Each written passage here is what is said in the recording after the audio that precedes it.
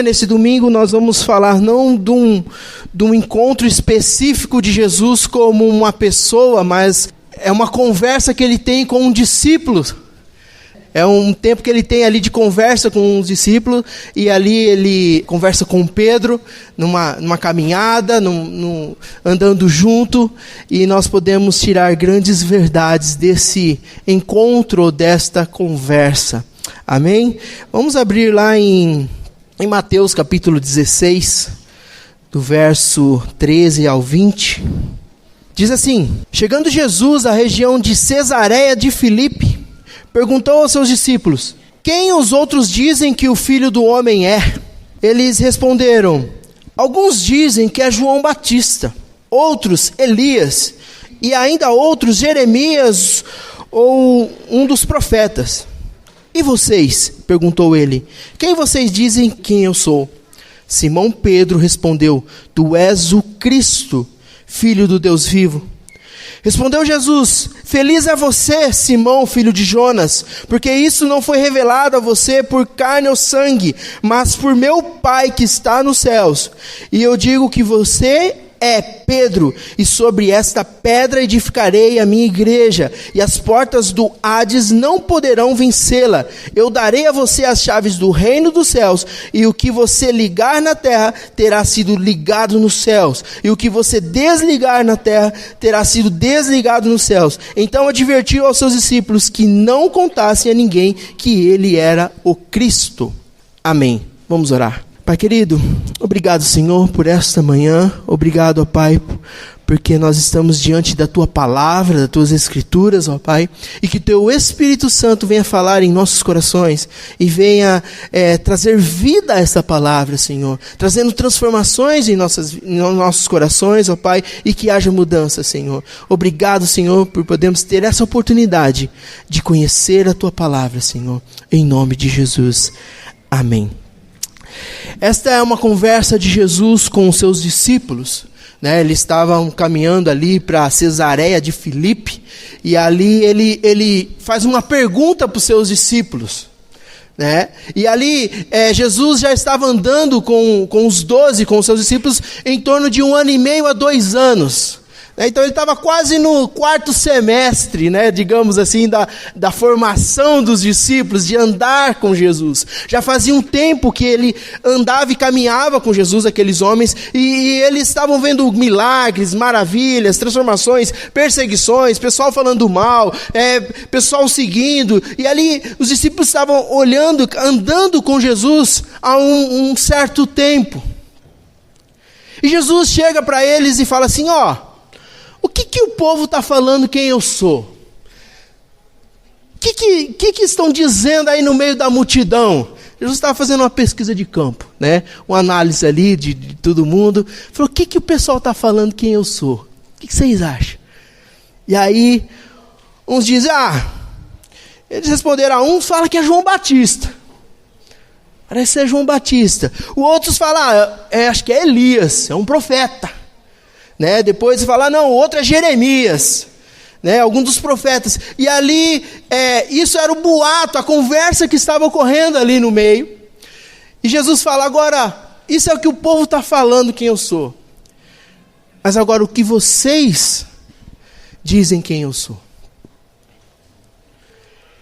O que vocês pensam quem eu sou? O que vocês acham quem eu sou? Quem realmente sou para vocês? E aí Pedro traz uma grande declaração, né? E ele responde: Tu és o Cristo, Filho do Deus vivo. E ali, diante dessa afirmação que Pedro responde para Jesus, Jesus traz algumas verdades para nós, pelo menos 3 verdades ali que nós podemos tirar desse texto. E a primeira que nós podemos olhar aqui é a bem-aventurança, ou seja, feliz. Bem-aventurado é muito mais que feliz, não é somente feliz, é uma felicidade plena, bem-aventurado. No verso 17 diz assim,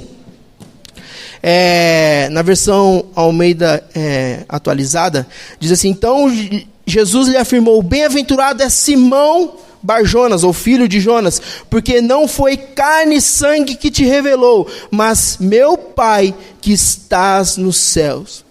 Primeira atitude que nós olhamos nesse texto, essa promessa da bem-aventurança, ou seja, você é feliz. Por que você é feliz, Pedro? Por que você é bem-aventurado, Pedro? Porque o próprio Deus, o Pai, revelou quem é Jesus para você. Essa declaração que Pedro traz ali para Jesus e para os seus discípulos, só pode ter vindo de Deus, através do Espírito Santo nele. Essa revelação. Por mais que Pedro poderia analisar a vida de Jesus, fazer uma biografia, olhar a história dele. Não, ele poderia ter resumido, não, você é filho de Maria e de José, carpinteiro. Você viveu em tal lugar, você cresceu, trazer o histórico de Jesus. Mas Pedro, com a revelação do Espírito Santo, fala, tu és o Cristo, Filho do Deus vivo. E isso, quando nós entendemos essa afirmação, quando nós compreendemos essa afirmação, através do Espírito de Deus em nós, nós somos felizes. Nós somos bem-aventurados. Isso é uma promessa que Jesus está deixando. Bem-aventurado é tu, Pedro. Porque isso não foi uma revelação da carne, não foi uma revelação humana, mas sim o próprio Deus mostrou. E algo interessante que, nessa expressão, tu és Cristo, o Cristo. Pedro poderia ter falado, tu és Jesus, o Filho de Deus, do Deus vivo. Mas nós temos aqui um significado muito importante sobre a palavra Cristo. Jesus, Cristo. Jesus, né, lembrando um pouco, né, escola EBD, isso é coisa de EBD, hein? Escola dominical. Jesus é um nome comum, um nome normal, como João, Maria, né, sei lá, Guilherme, Luiz, Felipe, um nome normal, Jesus. Cristo, Shade não é muito normal, né? Mas Cristo não é um nome, Cristo é um título. Cristo é um título. Então quando fala Jesus Cristo, seria a mesma coisa talvez eu colocar Jesus marceneiro, Jesus carpinteiro. É um título que ele carrega. E esse título não era carregado por qualquer pessoa.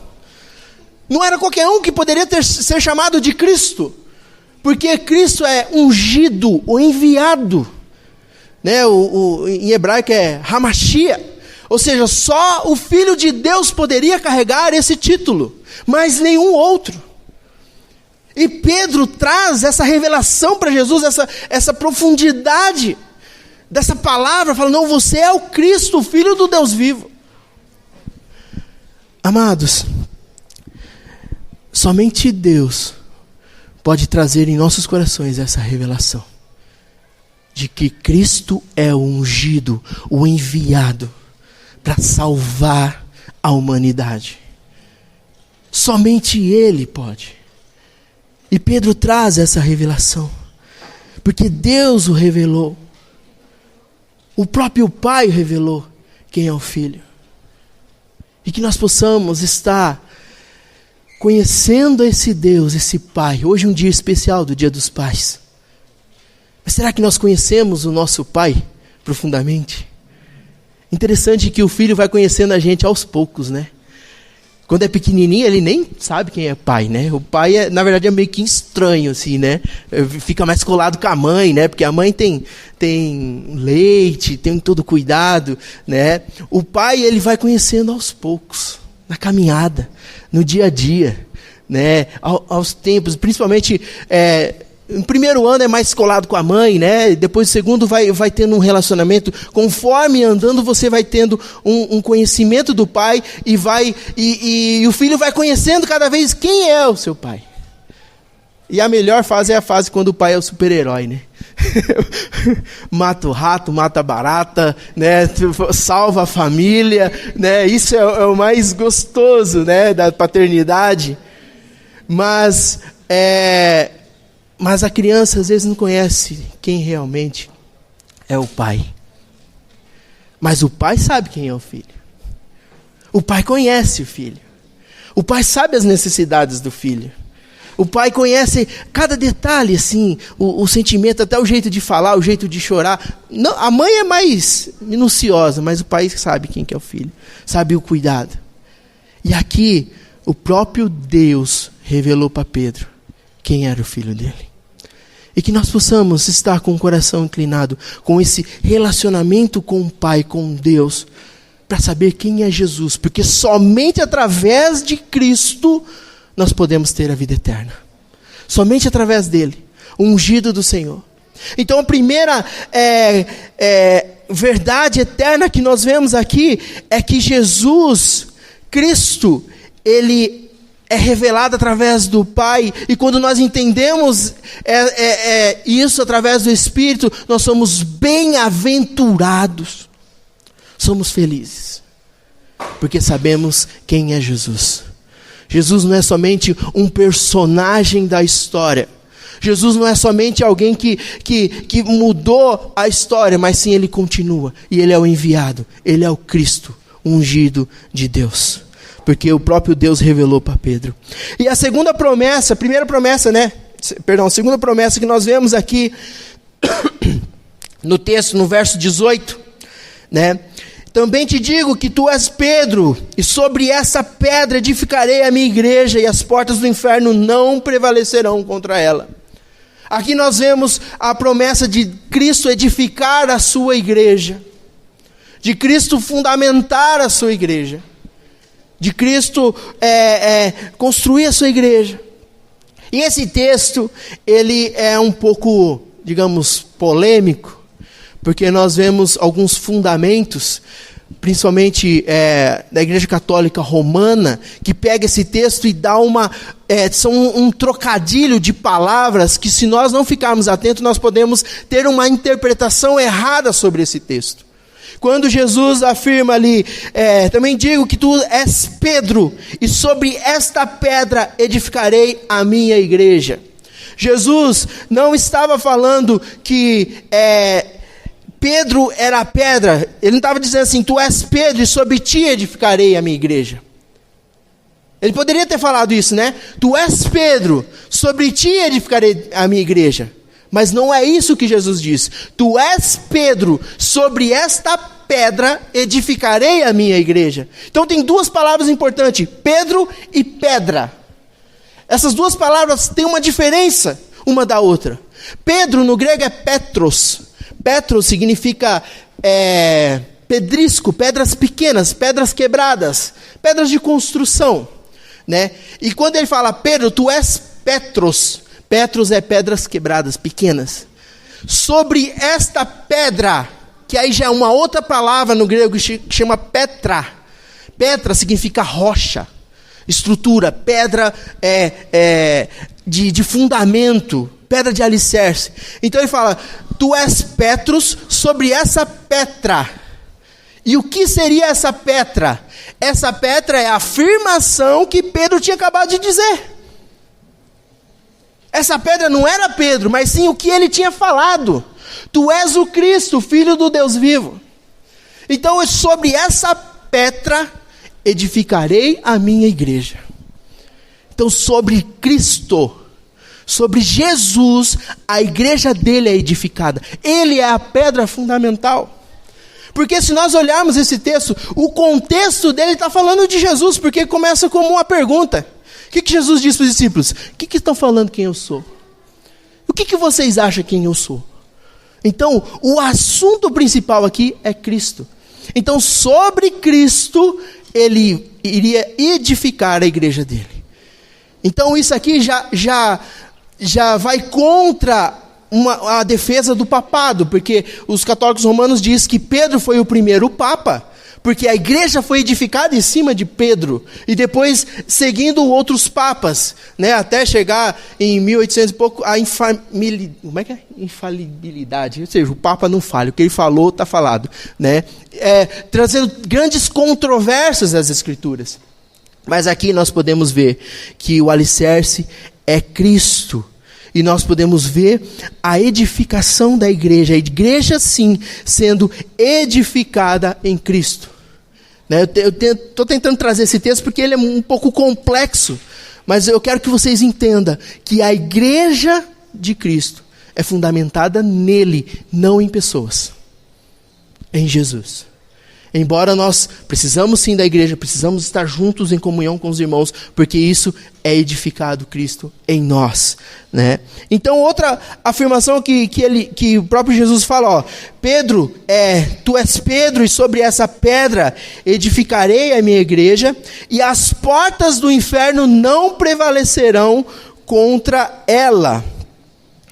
As portas do inferno não prevalecerão, as portas do Hades não prevalecerão contra ela. Aqui também já tem outra expressão um pouco difícil de entender, né? Mas dá para a gente compreender assim. Aqui Jesus não estava falando do inferno onde está Satanás. Que a gente tem uma mentalidade do inferno, que Satanás está lá no caldeirão, com o tridente vermelho, queimando o povo, espetando, né? Fazendo churrasco. Isso aí não é inferno, gente. Isso aí vem da mitologia e tal, né? O inferno não está inaugurado ainda. Vai ser inaugurado quando Cristo voltar e mandar Satanás e seus demônios para lá, e ali eles vão viver eternamente, né? Essa palavra Hades, ou inferno, que está dizendo aqui, é o lugar dos mortos. Lugar onde a morte chegou. Lugar da morte. Então, Jesus está falando aqui, edificarei a minha igreja, e sobre as portas do inferno não prevalecerão contra ela. As portas do inferno, ou seja, a morte não prevalecerá contra a igreja. Por que a morte não prevalecerá contra a igreja? Porque Jesus venceu a morte, e nós vamos ressuscitar com Ele. Então, essa questão das portas do inferno é questão que a igreja, a declaração que Pedro traz, a edificação da igreja, o evangelho de Cristo, ele é poderoso para vencer a morte. E nós sabemos que quando a nossa vida encerrar aqui nessa terra, nós vamos desfrutar de uma vida eterna, que começa hoje, em Cristo. Entenderam o que está acontecendo aqui? O que Jesus está trazendo de princípio?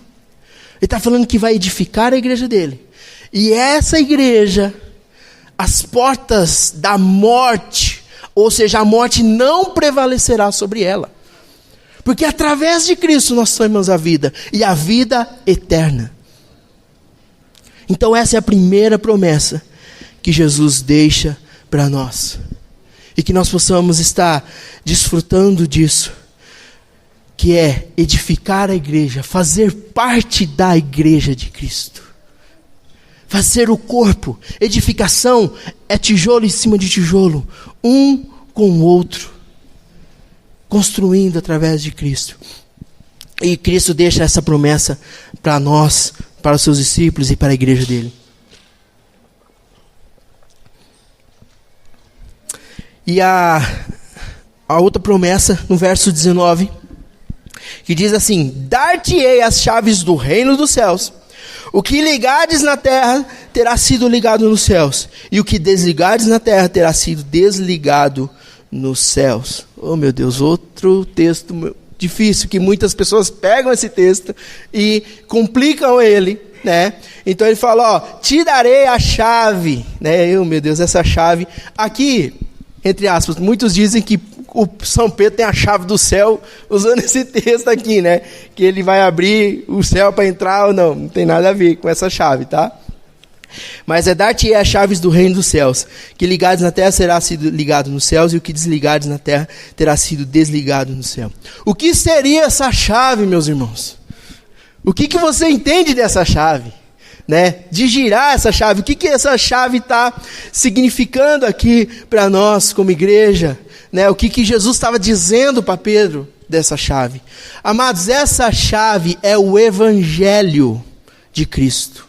O evangelho tem poder de dar a vida eterna, nós temos acesso à vida eterna, mas se negarmos a Cristo, se negarmos o evangelho, essa porta é fechada. Aqueles que não aceitam a Jesus, aqueles que desprezam a mensagem de Cristo, aqueles que ignoram quem Cristo é, esse sim já está condenado. E aí é onde a chave, eu posso entrar ou a porta vai estar fechada. É o Evangelho de Cristo, que é o poder de Deus para salvar a cada um de nós que estávamos perdidos. Então essa chave, ele está dando para quem essa chave? Quem que tem esse poder de pregar o Evangelho? Quem que tem essa responsabilidade de anunciar o Evangelho? Quem tem o poder dessa responsabilidade de falar que Cristo salva, que Cristo veio perdoar os pecados, que Cristo traz uma nova vida? A igreja. Nós como igreja. Nós como igreja, seguidores de Jesus, nós anunciamos o Evangelho. Declaramos quem é Cristo. E quando nós anunciamos o Evangelho, e ali aquela semente toca no coração, e a pessoa confessa a Cristo, se entrega para Cristo, isso é uma entrada para o reino de Deus. Essa chave está com a igreja. Por isso que a igreja é uma das instituições mais preciosas do mundo. Porque ela tem essa palavra, esse poder do Evangelho. E o Espírito Santo age através da igreja, quando nós anunciamos o Evangelho. Então essa chave, declarada para Pedro, que ela pode ligar ou desligar, no grego não está falando on e off, não está ligar, desligar, é a sensação de soltar, se desprender. E quando nós confessamos a Cristo, quando nós nos entregamos a Cristo, o pecado, a nossa condenação, que era a morte, é desprendida, solta, através de Cristo Jesus. E através dele nós podemos ter uma nova vida. Não somos mais escravos do pecado. Embora vivemos num corpo que peca ainda, que tem vontades carnais, mas o Espírito nos controla. E aí sim nós podemos viver esse Evangelho. Né? E depois no verso 18, Mateus 18, 15 até o 18, Jesus fala novamente sobre essa chave, que diz assim, olha o contexto: se teu irmão pecar contra ti, Mateus 18, 15, vai erguê-lo entre ti e só ele. Se ele te ouvir, ganhar seu irmão. Se porém não te ouvir, tomada ainda contigo uma ou duas pessoas, para que pelo depoimento de 2 ou 3 testemunhas toda palavra se estabeleça.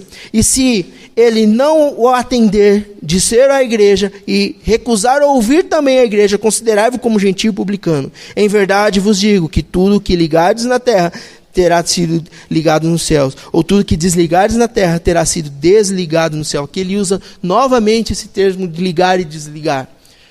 Em questão ao relacionamento, em questão a aqueles que rejeitam o Evangelho, aqueles que não querem viver conforme a palavra orienta. E aqui ele usa essa expressão. Então, essa chave de ligar ou desligar, ou de soltar, é o Evangelho. E muitos pensam que desprezar a Cristo não vai ter uma consequência. Mas aqueles que negam a Cristo, a palavra nos diz que já está condenado. Já está condenado. Às vezes a gente pensa que são 3 vias. Né, o Evangelho é 3 vias. Tipo, eu estou vivendo a minha vida, aí eu vou escolher ir para um lado, vou escolher para Jesus. Não, eu vou escolher viver para o mundo, viver em outras coisas. Mas eu estou vivendo a minha vida. Não. Se nós não vivemos para Jesus, nós já estamos no caminho da condenação.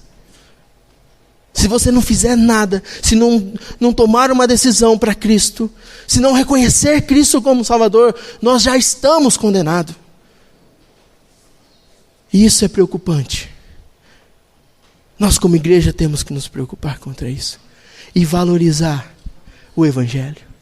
Valorizar o que Cristo está dizendo aqui. Esse poder do Evangelho. De poder ligar ou desligar. Soltar. E que a cada dia nós possamos viver desta maneira. que Cristo nos ensinou. E de que maneira Cristo está cumprindo hoje o que Ele tinha prometido. Como Cristo cumpriu, quando nós olhamos esse texto e olhamos para a história, o que aconteceu diante disso. Pedro, em Pentecostes, prega o Evangelho e 3.000 homens se convertem ao Senhor. E ali os discípulos se espalham e começam a anunciar o Evangelho. E toda a região é inundada. Todo lugar é conhecido como Cristo. Quem é Cristo? E ali a igreja dele foi sendo edificada, foi sendo construída. E que nós, nessa manhã, possamos entender quem é Cristo. Desfrutar da bem-aventurança. Que nós possamos compreender essas promessas que Ele tem nos dado de edificar a sua igreja, de fazer parte da sua igreja. E de entender que a chave do reino é o Evangelho. E que nós temos que proclamar o Evangelho e viver o Evangelho. Amém? Essa é a mensagem que eu gostaria. E deixo a pergunta. Quem é Jesus para você? Quem é Cristo? E oro para que o Pai, para que Deus venha revelar isso no seu coração. Que não venha ser imposto por pessoas. Que não venha ser imposto pela religião, ou pela religiosidade. Mas sim, que no seu coração o próprio Deus fala: eu quero seguir a Jesus. Eu quero ter uma vida diferente. Eu quero ter os fundamentos diferentes em minha vida. E que o Senhor possa estar fortalecendo a cada um de nós. Amém? Vamos orar. Pai querido, obrigado, Senhor, pelo teu amor.